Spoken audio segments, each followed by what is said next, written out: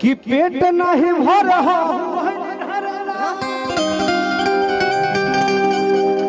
कि पेट नहीं धर धर पिया खोली खके डाले तब ए नरमुंडा कि हालका से लालका चिलहनी धरला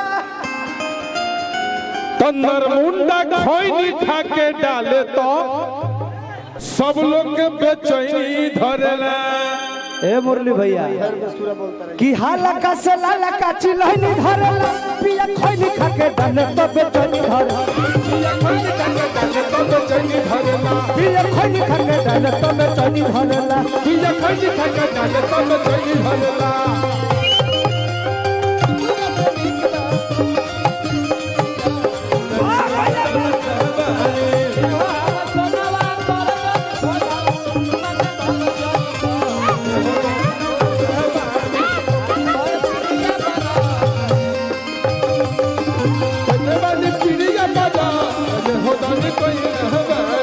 बहुत भैया को पुरस्कार स्वागत अभिनंदन बा।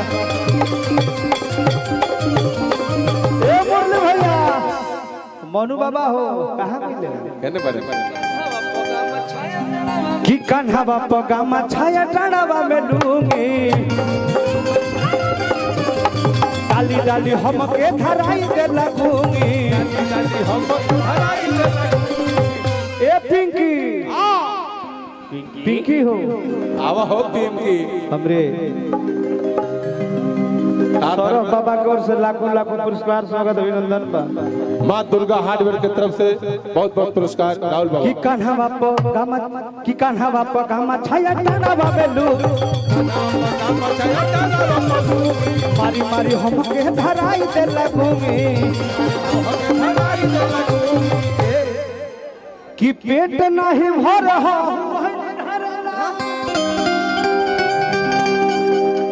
कि पेट नहीं धर धर पिया खोली खाके डाले तब पिया खोली खाके डाले तब चली धरेला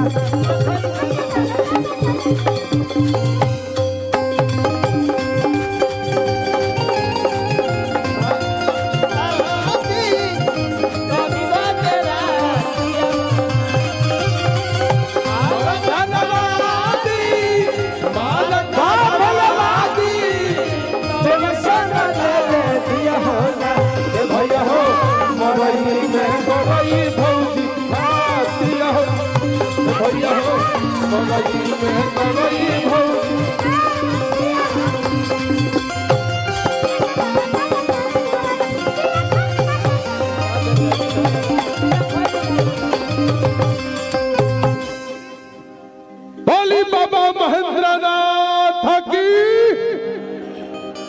ए स्वामी जी ए जब मुखिया जी लोग बहुत लोग आइल बा अब का कहता धर्मेंद्र का कहता रहो का भजन होता ए हम जाने की भजन गावत रहे सब झूम झूम के आरती उतर तरी सो एगो गीत हमरा मन पर स्वामी जी कैसे कहीं से तू मंदिरे में होली के महीना आवे वाला बा होली में गीत गौले रहनी है।